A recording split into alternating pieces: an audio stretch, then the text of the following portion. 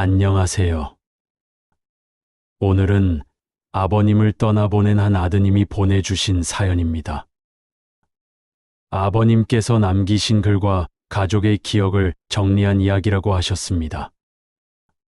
자신이 가장 사랑했던 아내를 결국 자신의 손이 만든 죽음이었다고 고백했던 아버지의 이야기를 지금부터 전해드리겠습니다. 안녕하세요. 저는 올해 64이 된 남자입니다. 사람들은 제 아내가 병으로 세상을 떠났다고 했습니다. 하지만 저는 압니다. 그건 병이 아니었습니다. 제 손이 만든 죽음이었습니다. 아내의 장례식 날이었습니다. 향 냄새가 코끝을 찔렀고 사람들 말소리가 멀게 들렸습니다. 저는 의자에 앉아 고개를 숙이고 있었습니다. 눈앞이 흐릿했고 손을 내려다보니 주먹이 꽉 쥐어져 있더군요. 분노인지 슬픔인지 나도 모르겠습니다. 그저 무언가를 붙잡고 싶었던 것 같습니다. 울지도 못하고 숨만 삼켰습니다. 그때 옆에 있던 아들이 조심스럽게 말을 꺼냈습니다. 아버지는 이제 아버지 인생 사세요. 그 말을 듣는 순간 심장이 덜컥 내려앉았습니다. 내 인생을 살라니요. 내 인생은 이미 그 여자와 함께 끝났는데요. 그때 반대편에서 딸아이가 울먹이며 다가오더니 그러더군요. 아버지, 마지막 길에 눈물 한 방울도 안 흘리는 게 그게 말이 돼요? 저는 고개를 들 수 없었습니다. 울고 싶었지만 울 자격이 없었습니다. 하지만 처음부터 이랬던 건 아닙니다. 29이나 26의 그녀. 가난했지만 서로 있으면 세상 다 가진 기분이었습니다. 낡은 전기주전자 하나로 밤마다 꿈을 끓여 마셨습니다. 그때 제가 말했죠. 조금만 고생하자. 내가 곧 당신 호강시켜줄게. 남산 보이는 집 꼭 사줄게. 그녀는 그 말을 듣고 웃었습니다. 그 웃음이 그렇게 따뜻했는데 그땐 몰랐습니다. 그 웃음 하나가 얼마나 큰 선물이었는지. 봄엔 비를 맞으며 걷고 여름엔 부채질을 해주며 웃었습니다. 가을엔 군밤을 반씩 나눠 먹고 겨울엔 담요 속에서 발끝을 맞댔습니다. 그땐 세상이 우리 편인 줄 알았습니다. 행복은 늘 조용히 깨지더군요. 그 작은 틈으로 한 남자가 들어왔습니다. 제 친구 명식이었습니다. 명식이 그러더군요. 진짜 괜찮은 자리 하나 보장해준다. 너의 이름만 있으면 돈도 벌고 덕도 볼 거야. 결국 저는 보증을 섰고 그게 제 인생을 통째로 무너뜨렸습니다. 회사도 잃고 사람도 잃고 남은 건 술뿐이었습니다. 그 화살은 결국 가장 가까운 사람에게로 향했습니다.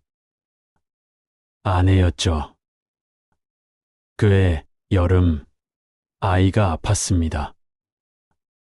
아내는 밤낮 없이 병원에 매달렸고 저는 현실을 외면했습니다. 그날따라 아이의 숨소리가 유난히 거칠었습니다. 아내는 손을 꼭 잡고 있었죠. 그리고 새벽 전화가 왔습니다. 지금 바로 오시죠. 그 한마디로 모든 게 끝났다는 걸 알았습니다.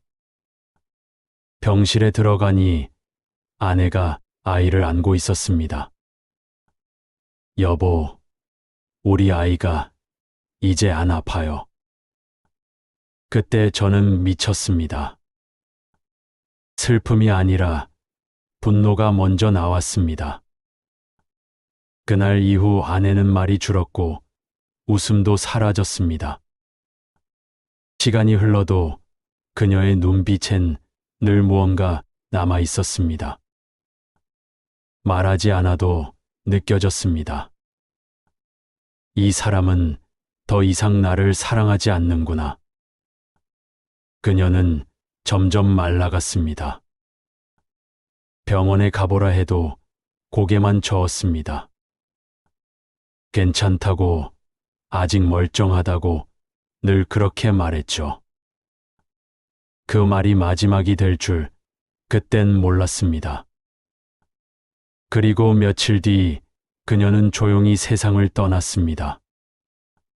장례가 끝나고 며칠 뒤였습니다. 방 안이 유난히 조용했습니다. 그날따라 아내의 냄새가 진하게 남아 있더군요. 식탁 위엔 반쯤 마른 국화꽃 한 송이가 놓여 있었습니다. 문득 장롱 위에 낡은 상자 하나가 눈에 들어왔습니다. 먼지가 잔뜩 쌓여 있었지만 이상하게 열어보고 싶었습니다. 뚜껑을 열자 안에는 작은 노트 한 권이 들어 있었습니다. 아내의 가계부였습니다. 오늘 합의금 마련, 적금 해지. 괜찮아. 우리 남편 기죽으면 안 돼. 오늘 약값. 내 건 미루고 남편 위장약 먼저. 내가 더 잘해야지. 오늘 등록금. 결혼반지 매각. 진수야, 너는 아빠처럼 살면 안 된다. 그 문장들을 하나하나 읽는데 손이 떨리더군요. 그녀는 끝까지 나를 지키고 있었던 겁니다.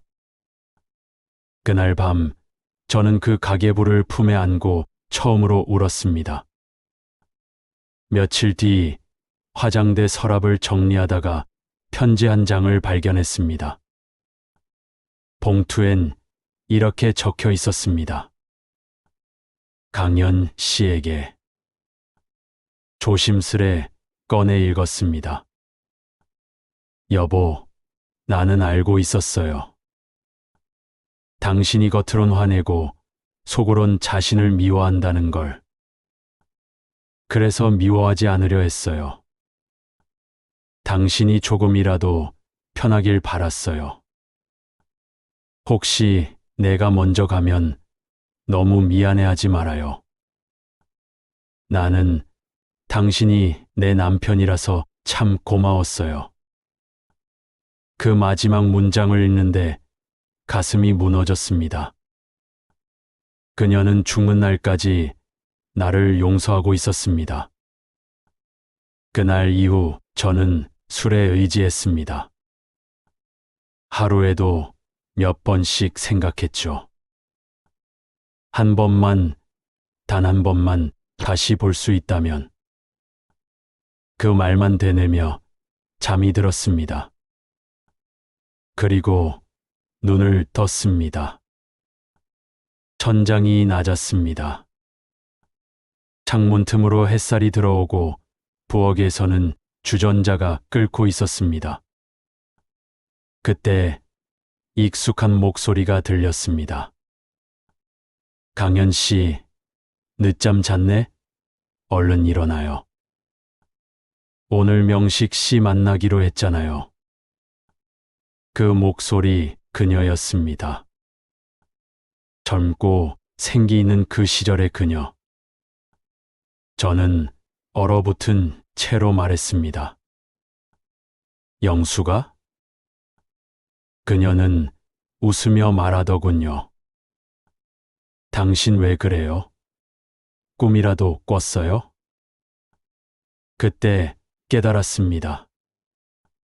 신이 나에게 마지막 기회를 주셨다는 걸.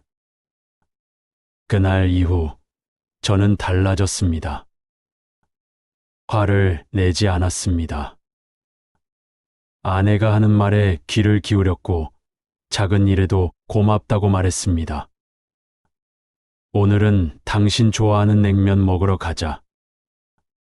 이젠 내가 먼저 예약했어. 그랬더니 그녀가 웃었습니다. 그 웃음이 다시 돌아왔습니다. 그날의 냄새, 그 손끝의 온기 모든 게 꿈 같았습니다. 하지만 어느 날부터인가 뭔가 이상했습니다. 아내의 웃음소리가 내가 기억하던 톤과 조금 달랐고, 거울 속 제 얼굴도 순간순간 낯설게 보였습니다. 불길했습니다. 하지만 애써 외면했습니다. 기적이라는 말로 덮었습니다. 그건 내가 만든 세상이야. 내 죄책감이 만든 가짜 꿈이야. 그리고 그 이후의 이야기는 아들의 입을 통해 전해졌습니다. 그날 이후 아버지는 병원에 계셨습니다. 하얀 벽, 닫힌 창문. 그 안에서 여전히 누군가와 대화를 하고 있었습니다. 여보, 오늘은 내가 아침 준비했어요. 얼른 일어나요. 약 먹을 시간이에요. 아버지는 그렇게 매일 누군가에게 말을 걸었습니다. 하지만 그 방 안에는 아무도 없었습니다. 저는 그 방을 볼 때마다 참 이상했습니다. 아버지 얼굴엔 미소가 있었거든요. 마치 정말로 행복해 보였습니다. 어느 날 의사가 말하더군요. 이강현님은요, 지금도 아내분이 살아있다고 믿고 계십니다. 그 믿음이 깨지면 아마 바로 무너질 겁니다. 저는 그 말을 듣고 아무 말도 할 수 없었습니다. 며칠 뒤 아버지를 보러 갔습니다. 그는 제게 이렇게 말하더군요. 진수야, 오늘은 엄마가 국 끓였어. 너 어릴 때 좋아하던 된장국 있잖아. 냄새가 아주 구수하더라.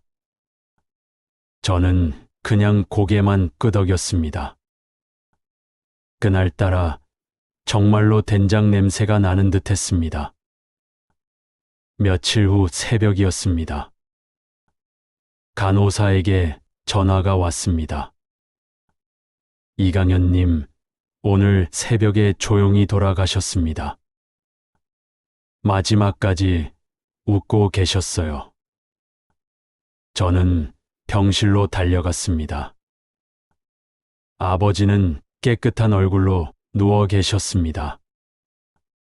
그리고 그 옆 침대엔 그의 베개 위에 누군가의 머리카락 한 올이 놓여 있었습니다. 며칠 뒤 아버지의 유품을 정리하다가 서랍 안에서 작은 편지 봉투 하나를 발견했습니다. 그 위엔 이렇게 적혀 있었습니다. 진수야, 혹시 내가 먼저 가면 엄마에게 잘 전해줘라. 오늘은 그 사람 웃고 있었다고. 이 사연은 아버지를 떠나보낸 한 아들이 보내온 이야기였습니다. 사람은 누구나 사랑을 잃을 수 있습니다. 하지만 어떤 사람은 그 사랑을 놓지 못합니다. 이강현 씨는 끝까지 그 안에서 살고 있었습니다. 그의 세상에선 아직도 영숙 씨가 살아 있었습니다. 여러분, 오늘 이 이야기를 듣고 계신다면 꼭 한번 그 사람의 이름을 불러보세요. 아직 늦지 않았다면요.